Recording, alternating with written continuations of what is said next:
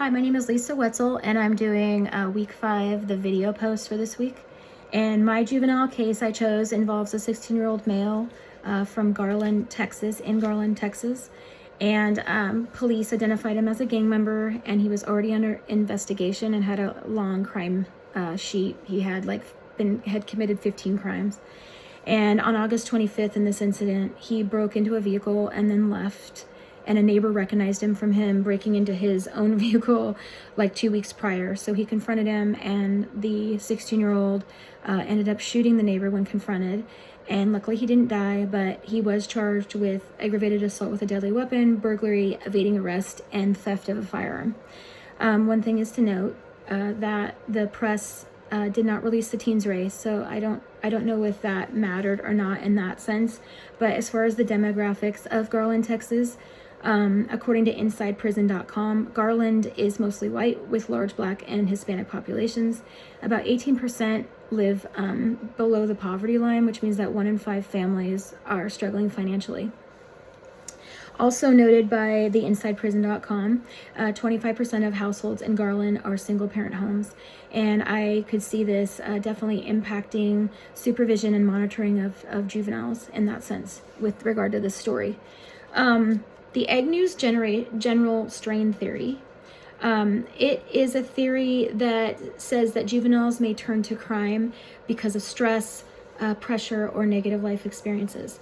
Strain can come from poverty or financial problems, lack of opportunities, not being able to join sports in this sense for this juvenile, maybe not being able to do extracurricular activities, maybe doesn't have the financial means to do so. And so with that, he might be living in a risky neighborhood or maybe an unsafe environment. But all of that strain can come from any one of those things, which causes stress. And in this case, the teen's repeated burglaries and gang involvement could be his way of coping with stress, actually. And it says that, some juveniles are sort of pressured into crime by stressors that they face. And if they don't feel accepted at home or in the community, in this sense, he got status by being a part of a gang. And so, as Dr. Coughlin in his lecture video explains, neighborhood and family problems can make it harder for youth to make good choices. And Fuller, chapter 5, page 157, he says that there's 3 major strains.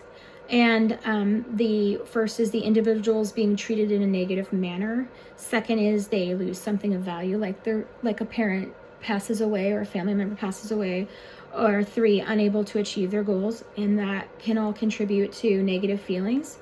And they are unable to self-regulate, not having good resources, and so this leads to crime, and they basically cope with crime to alleviate negative emotions. The limitation of this theory, I don't know if it explains all crime, particularly white collar crime. I'm not sure how that plays into this particular theory, and that was just mentioned in the readings. The other theory that I chose was Hershey's social control theory. And Hershey's, he asks why most people don't break the law, because he argues it's because of the strong bonds that people form with their community, their family, and the support they get, especially from school and things like that. And by having tight bonds with these structures, it prevents delinquency. And in this situation, I don't believe this juvenile had a strong attachment to parents or school, possibly not even to the community. And he may have also had very little involvement in positive activities like extracurricular activities or sports. And that is why he joined the gang, and probably didn't have a lot of goals in that sense. And I think that sometimes in this world perspective of this particular teen, he might have felt like the rules are unfair, and that is why he probably does not follow them. And he probably breaks them for that reason. And that I read in chapter 5, Fuller, page 154.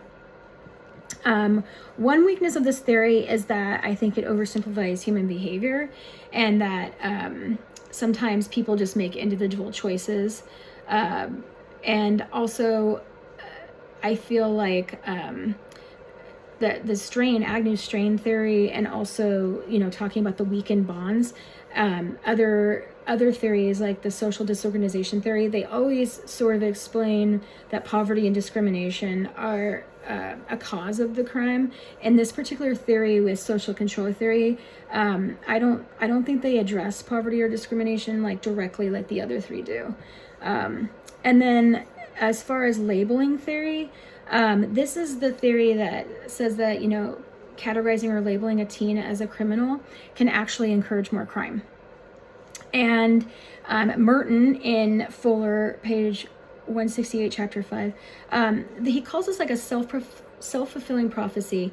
And in that sense, the Palacios CBS article where I found this juvenile case, by the way, that was a CBS News article, and Palacios is the author. In that article, police had already told the media that this was a gang member.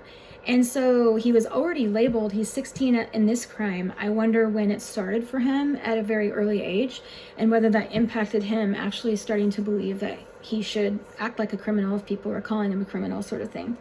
And as Dr. Coughlin explains in his lecture video, repeated negative labels can lead to secondary deviance, and where the teen, you know, in this sense, begins to believe that being a criminal is who they are.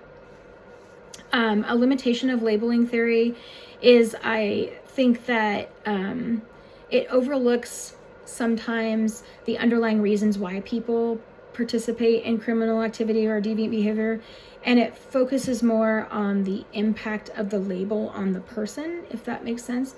And so I think human behavior is caused by many variables, especially after taking this course and other courses. I think it goes beyond external, just external labels. And then as far as the theory that I thought was the most compelling, I picked the Agnew's strain theory. And in that sense, I believe that I believe that the pressures that led him, this juvenile in particular, to join a gang, and the potential experienced strain from poverty or limited supervision or non-participation by parents, trauma both within the gang or even in the house, physical or sexual abuse, or even exclusion. If he experienced these, there were so many stressors in his life that it could have led him to seek belonging in a gang. And that's what I feel about that. With regard to this theory, from a child brain development standpoint, I first wanted to bring up the physical part in that sense, like the testosterone when this male is 16 years old, it's probably really high from what we've learned. And then also that adolescents at this age are very impulsive when making decisions. And I think it is harder for them to manage. This particular theory shows that it's really hard if you already are a teenager and agitated. It's hard to manage anger or fear during stressful situations, so it can actually like exasperate him, is how I'd say it.